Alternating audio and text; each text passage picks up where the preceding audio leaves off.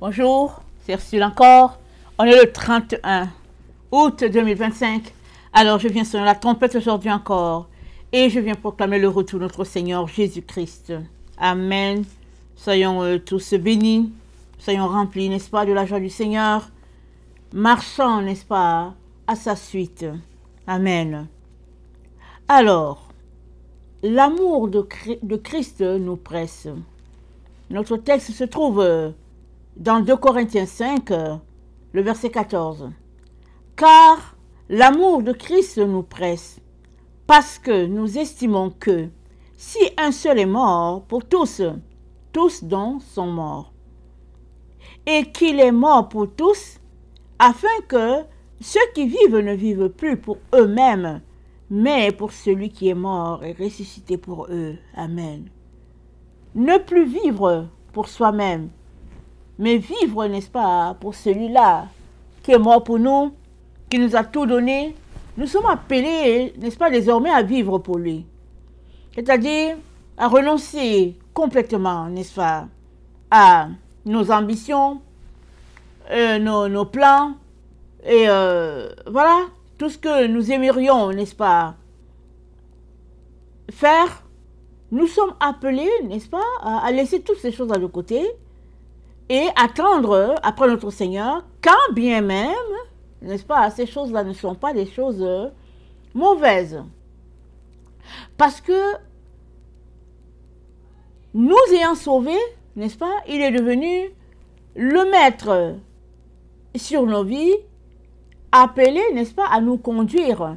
Et il nous conduit à bon port, n'est-ce pas, pour notre repos, mais aussi pour le repos de plusieurs. Alors, si tu es un enfant de Dieu et que tu as donné ta vie à Jésus, alors, du moment où tu lui donnes ta vie, il prend le temps de t'éduquer. Il prend le temps de t'équiper, de te donner tout le nécessaire dont tu as besoin, n'est-ce pas, pour pouvoir être cette brebis épanouie. Il te remplit de son amour. Et la relation que tu auras bâtie avec ton Seigneur et ton Maître, n'est-ce pas, fera que tu acquéras des habilités qui vont lui permettre de te confier tel dossier ou tel autre. Amen. Les enfants de Dieu, n'est-ce pas, sont dans la maison de Dieu comme des personnes aussi en qui il peut avoir confiance. Alors, l'amour de Dieu nous presse, et cet amour qui nous presse fait que tout ce qu'on veut, c'est vivre pour notre Seigneur, laissant de côté les autres choses. C'est vrai que, en tant qu'être humain, on est faillible par rapport à ces sujets-là. Alors souvent, on se dit, c'est pas grave. Alors, je regarde juste cette petite émission, mais c'est pas grave. Pardon, mais il est très important qu'on puisse s'assurer que, avant de regarder l'émission, est-ce que c'est ça que le Seigneur veut? Souvent, l'émission, elle peut être que elle n'a rien, n'est-ce pas, de mauvais en soi. Alors, mais est-ce que c'est ça que Dieu veut que tu regardes comme émission? Amen. Ça, je te pose la question, mais je pose la question à moi. Parce qu'il y a des moments où, physiquement, n'est-ce pas, on est épuisé et puis on se dit, ok, je vais juste zapper. On zappe et puis on regarde tout et rien et puis bon. Mais au fait, l'amour de Christ nous presse pour que nous soyons en train de faire la volonté de Dieu à 100%. Le Seigneur Jésus-Christ a dit quoi? Il dit, je ne fais rien de moi-même, je fais ce que je vois mon Père faire. Ou bien je fais ce que mon Père me dit de faire. Je ne fais rien de moi-même. Alors on pourrait penser que ça c'est juste pour Jésus. En tout cas, moi j'ai souvent pensé que ça s'appliquait à Jésus-Christ seulement. Parce que, étant fils de Dieu, il est venu faire une mission, n'est-ce pas? Et il devait être à l'écoute constamment de son Père. Mais, grandissant, petit à petit, le Seigneur m'a fait réaliser que c'est pour tous ceux-là qui sont enfants de Dieu. Tous ceux-là qui ont donné leur vie au Seigneur Jésus-Christ, n'est-ce pas? Et qui se sont engagés à le suivre, sont appelés à bouger quand il leur dit de bouger. Et s'il ne te dit pas de bouger, alors ne bouge pas. Et c'est une façon de faire. Et ça s'apprend. Ça s'éduque à marcher dans ce que Jésus-Christ a pour nous.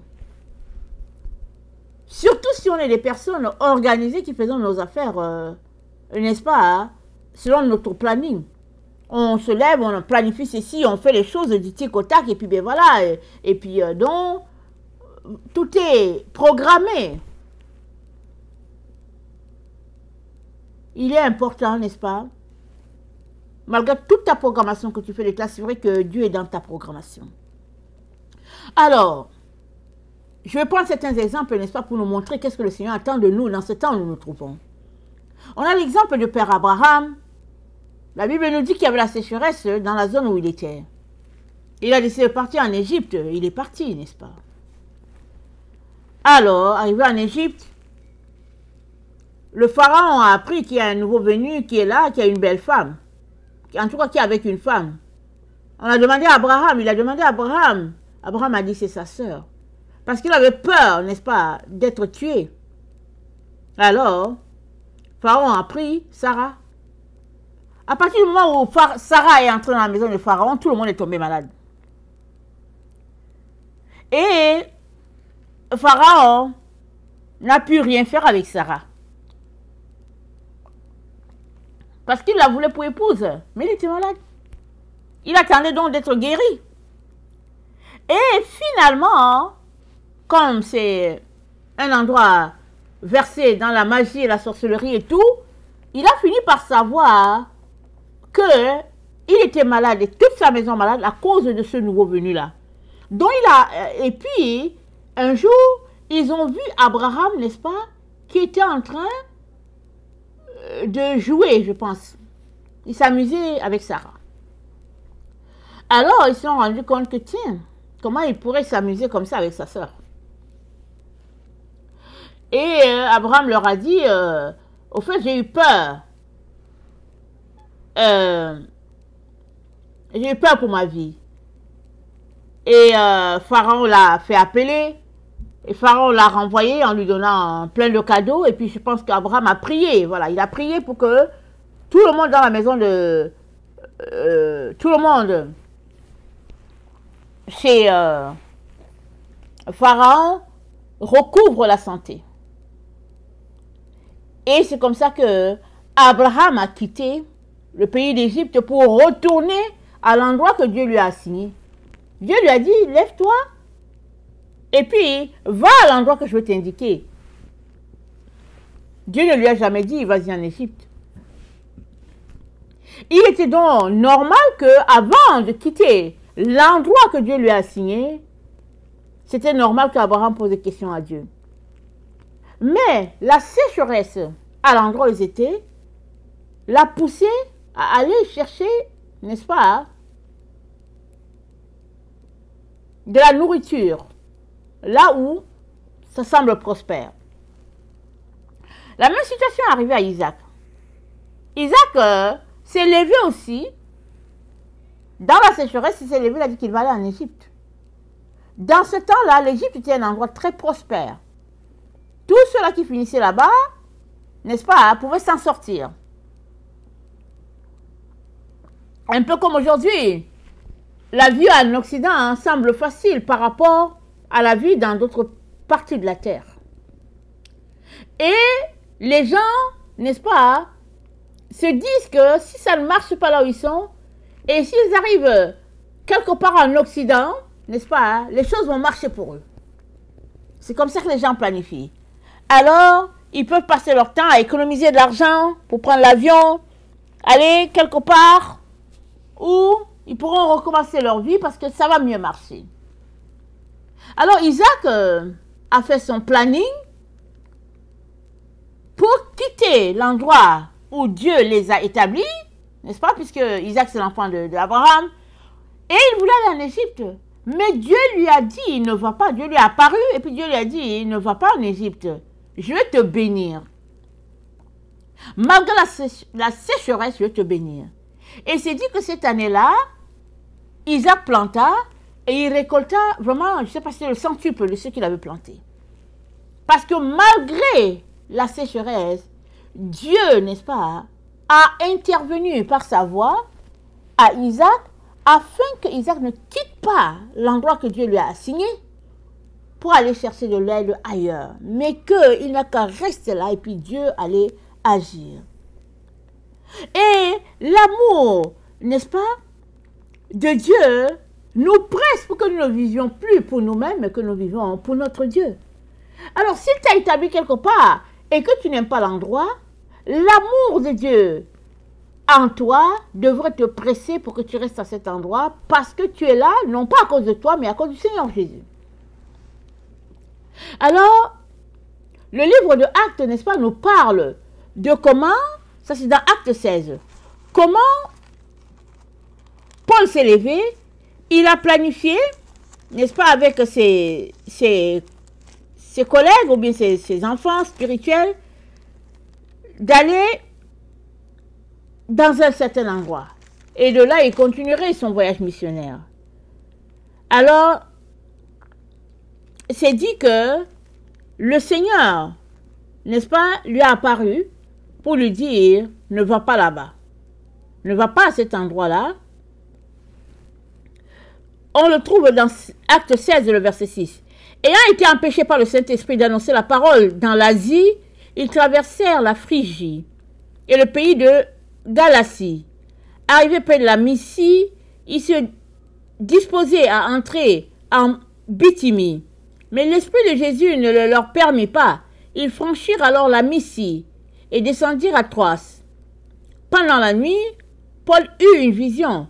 Un Macédonien lui apparut et lui dit, « Passe en Macédoine, secours-nous. » Après cette vision de Paul, nous cherchâmes aussitôt à nous rendre en Macédoine, concluant que le Seigneur nous appelait à y annoncer la bonne nouvelle. Donc voilà, ils avaient une direction, le Seigneur leur montre quelque chose, l'amour de Dieu les presse, et puis ils s'en vont en direction de ce que le Seigneur leur a montré, parce qu'ils ont conclu, n'est-ce pas, par les directives de l'Esprit de Dieu, que ce n'était pas dans telle direction, c'était plus dans l'autre. Dieu agit encore de la même manière aujourd'hui. Seul problème, est-ce que nous l'entendons? Est-ce que nous sommes capables de distinguer ce qu'il est en train de nous dire? Parce qu'il y a un endroit assigné pour chaque personne pour faire le ministère. C'est pas vrai que je peux me lever ici et puis dire, ok, je me dirige en direction du nord et puis je vais aller là-bas et puis c'est ce que Dieu voudra pour moi. Est-ce que j'ai les recommandations du Seigneur? M'a-t-il parlé? Sur quoi est-ce que je me base pour aller en direction nord, par exemple, pour prêcher la parole de Dieu? Parce que si Dieu ne t'a pas envoyé quelque part, tu peux partir et puis te retrouver dans le camp de l'ennemi. On a l'exemple de David. David a tué Goliath. Goliath était un Philistin. Il a provoqué Israël. David l'a tué. Alors on comprend qu'il y avait, n'est-ce pas, une méfiance désormais entre les Philistins et puis les Israélites. Mais toujours est-il que quand David fuyait devant Saul, n'est-ce pas, il s'est réfugié chez les Philistins. Les Philistins l'ont reçu. Et c'est l'endroit que Dieu a pourvu pour lui. Amen. Dieu lui a permis de rester à cet endroit. Alors on peut s'arrêter pour dire que waouh, mais est-ce qu'ils ne sont pas peuple ennemi? Les Philistins, n'est-ce pas, étaient contents d'avoir David parce qu'ils se sont dit, voici un guerrier. En tout cas, il va nous protéger. Le roi en place de l'endroit, il dit, écoute, voici cette zone-là, prends cette zone-là. C'était le plan de Dieu pour que David soit à cet endroit-là, exerçant ses mains au combat, jusqu'à ce que le moment fixé par Dieu arrive et que David prenne sa place sur le trône.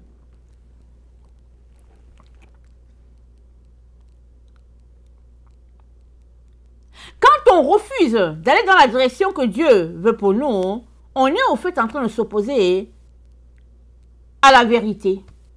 Dans 2 Timothée 3, au verset 8, Voilà ce qui est dit. De Timothée 3, le verset 8.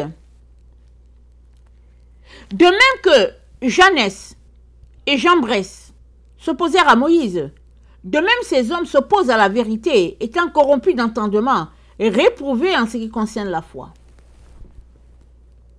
S'opposer, n'est-ce pas, à la vérité, c'est ce que Jeannès et Jambres ont fait. Ils sont opposés à Moïse, si bien que il y a eu des dégâts terribles. Plusieurs sont tombés, là dans le désert. Ils ont amené le peuple à se révolter. Est-ce que Dieu voulait Israël, n'est-ce pas, dans le désert? Oui.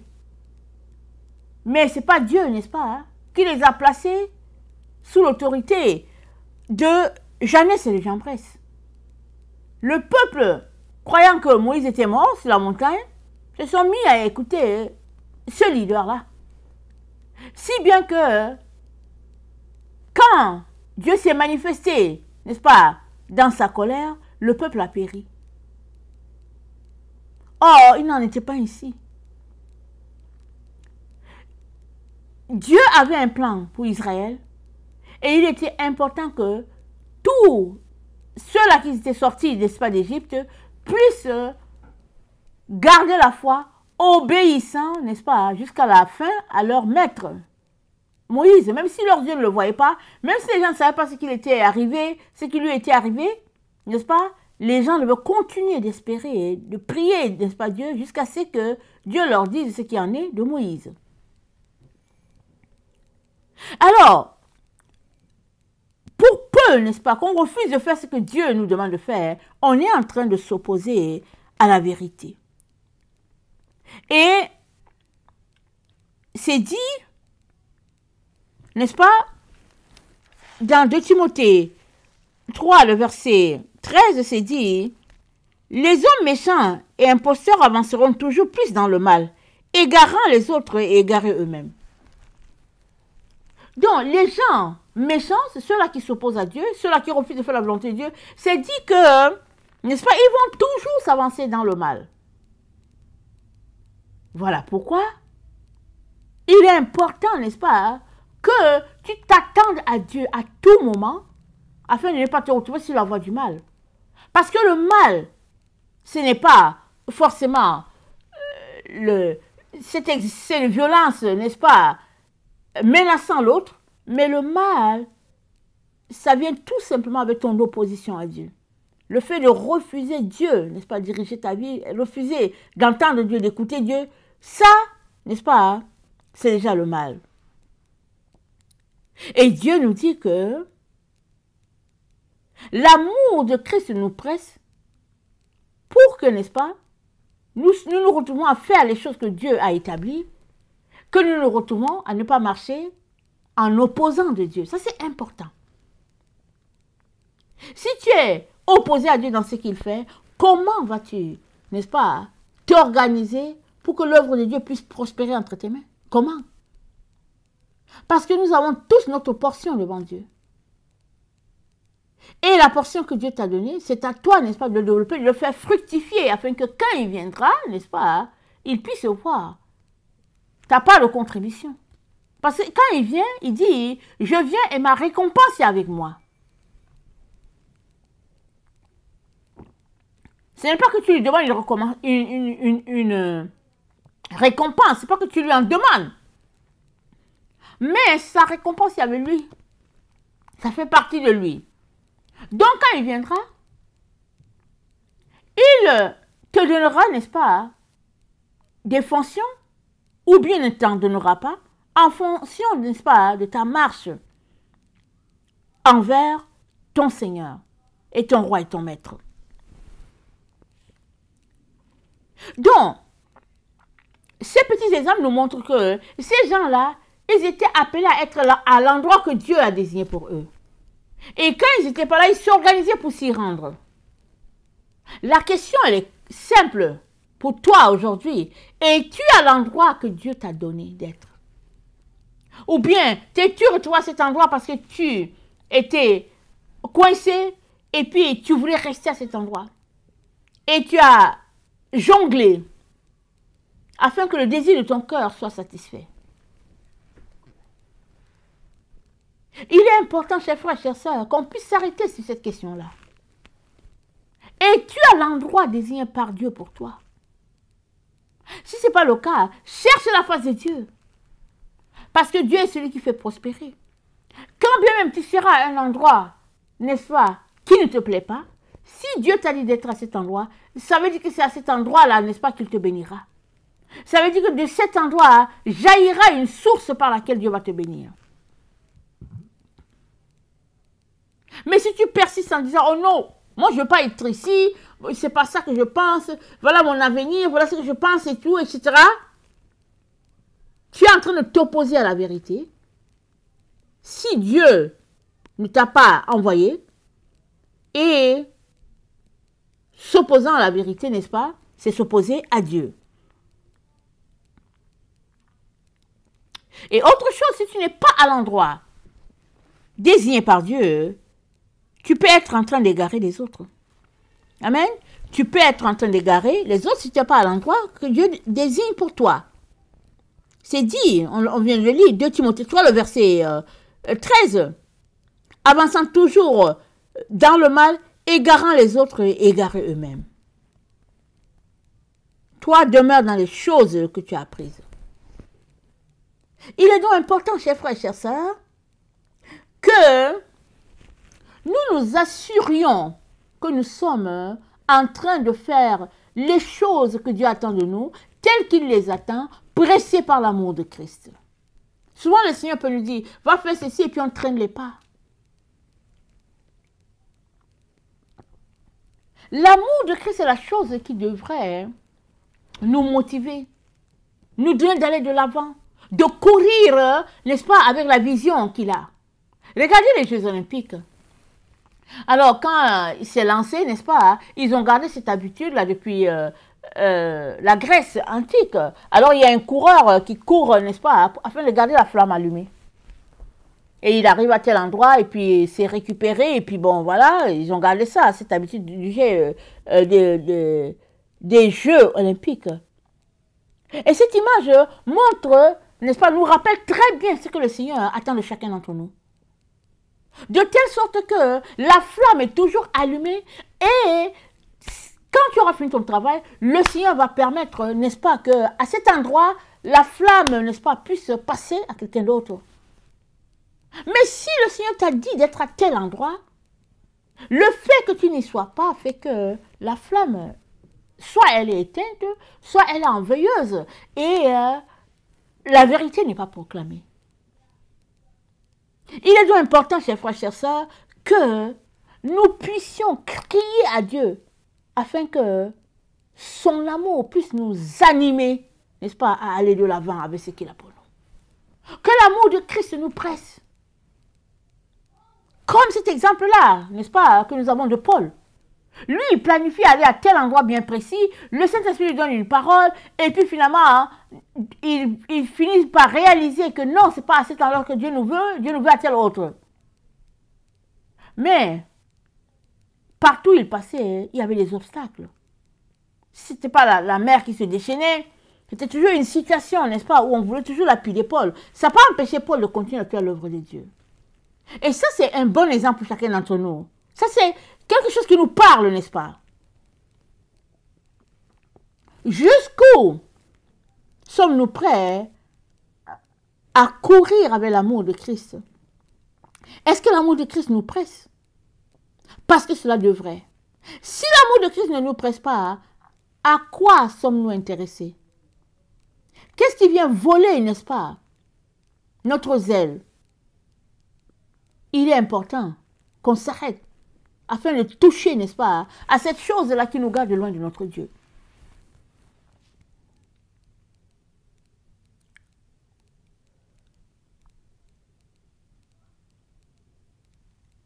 L'amour de Christ nous presse parce que Dieu est le maître du temps. Il est le maître des circonstances. Vas-tu arriver à temps à cet endroit-là que Dieu a signé pour toi? Vas-tu réussir à terminer le travail que Dieu t'a commandé à cet endroit? Parce que si tu es en train de traîner les pas par derrière, alors Dieu, il t'attend à un endroit bien précis et il y a un timing pour que cette chose soit faite. Et tu es en train de faire ce que Dieu attend de toi à cet endroit. Et aussi,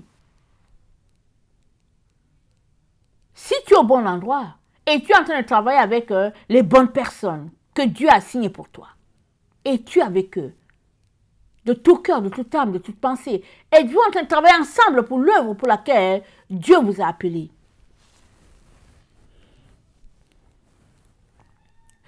Et si on vient dans notre temps aujourd'hui, n'est-ce pas? Souvent, hein, on veut tout simplement aller vivre à un endroit précis. On se dit que non, non, moi je vais aller vivre à Paris. C'est tout. On dit oui, mais pourquoi Paris? Oh non, non, j'aime cette ville, je vais être à Paris. Mais peut-être que Dieu t'a appelé à aller à Tokyo. Oh non, non, moi j'aime pas Tokyo, moi j'aime Paris, je vais travailler à Paris. Je vais prêcher dans les endroits, à tel endroit, je vais prêcher, je serai à Paris, je vais prêcher à tel endroit. Ok, mais ça c'est ton programme à toi. Amen. Ça c'est ton emploi du temps à toi. Tu pourrais arriver à Paris, à l'endroit que tu as pensé, et puis toute la flamme s'éteint. Complètement. Parce que Dieu ne t'a pas appelé là-bas. Il a peut-être appelé quelqu'un d'autre à cet endroit, mais il ne t'a pas appelé là-bas. Toi, il t'a appelé ailleurs. Et tu es en train de faire ce que Dieu t'a appelé à faire. Parce que l'amour de Dieu nous presse pour que la gloire de Dieu soit. Et dans ta vie, et dans la vie des autres, et que le plan de Dieu pour l'humanité puisse se réaliser. Personne n'a pensé que David serait à l'endroit là où il s'est retrouvé. Il était le plus petit, il était berger, ses frères étaient grands, costauds, et puis bon, on ne sait pas quelle était toute la taille de la ville, mais les gens disent qu'il était de petite taille. Ça dit rien ne laissait présager que ce serait lui que le sacrificateur Samuel partait pour oindre. Mais toujours est-il que c'est David que Dieu avait choisi. C'est David. Et quand le sacrificateur Samuel a voulu oindre Eliab, ou bien Liab, n'est-ce pas? Le Seigneur lui a dit que non, non, non, je l'ai rejeté celui-là. Ne prends pas garde à sa taille. Je l'ai rejeté. Parce que Dieu ne regarde pas l'apparence. Je l'ai rejeté. Et quand David est venu, n'est-ce pas? C'était le petit David qui était là, c'est lui qui a été oint. Il n'avait l'air de rien. Mais c'était lui que Dieu avait choisi. Et nous avons vu la vie de David. Dans ses hauts et dans ses bas. Cela n'a pas empêché Dieu d'accomplir en David ce que lui il voulait.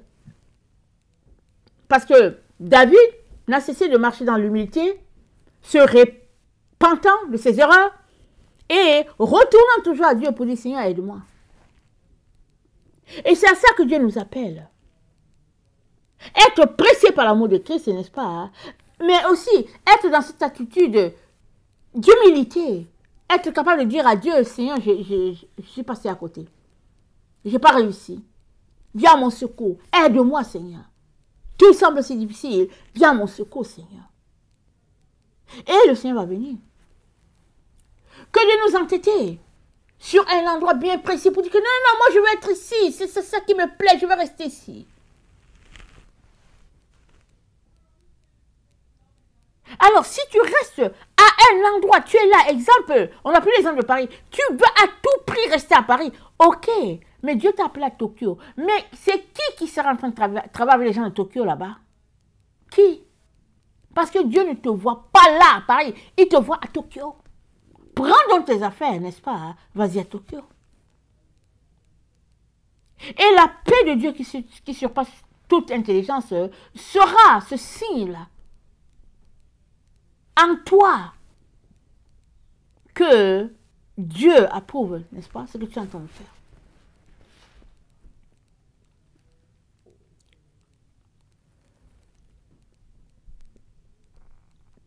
Nous sommes appelés, chers frères et chères sœurs, n'est-ce pas, à laisser de côté nos ambitions. Je sais, ce n'est pas facile, je le sais. Dieu le sait aussi. Mais venons devant lui. Venons avec nos craintes, nos doutes, nos incompréhensions. Venons. Parlons-lui sincèrement. Et il va nous aider à passer à travers. Et au finish, il nous retrouvera en train de faire sa volonté. Parce que c'est encore lui qui nous aura aidés. Amen. Si Dieu, n'est-ce pas, est dans ce que tu fais, tu vas te rendre. Mais si Dieu n'est pas là, malgré toutes les ressources que tu as à ta disposition, si Dieu n'est pas là, tu es en train de faire du travail inutile.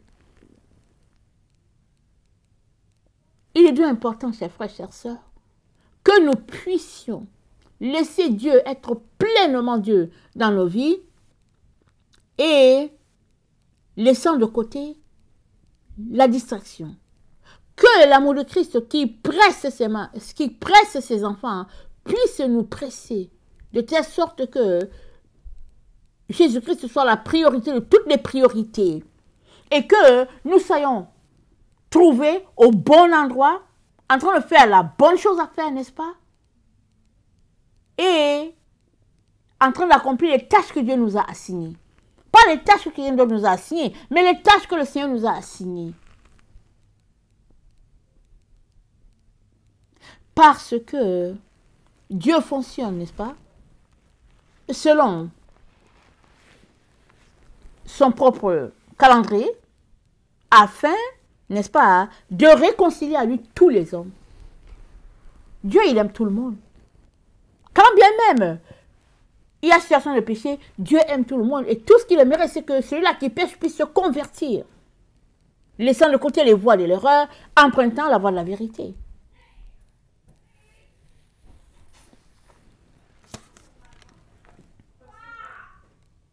Chers frères et chères sœurs, quoi que les choses soient difficiles, laissons Dieu être pleinement Dieu. Faisons-lui confiance. Appelons-le au secours. En lui disant, toutes les difficultés que nous trouvons, les obstacles sur notre chemin, souvent obstacles occasionnés par nous-mêmes, ouvrons notre bouche, disons-le au Seigneur. Il va nous aider, n'est-ce pas, à courir avec ce qu'il nous a confié. Que le Seigneur bénisse sa parole et que sa gloire, n'est-ce pas, soit dans nos différentes vies. Au nom puissant de Jésus. Amen et Amen.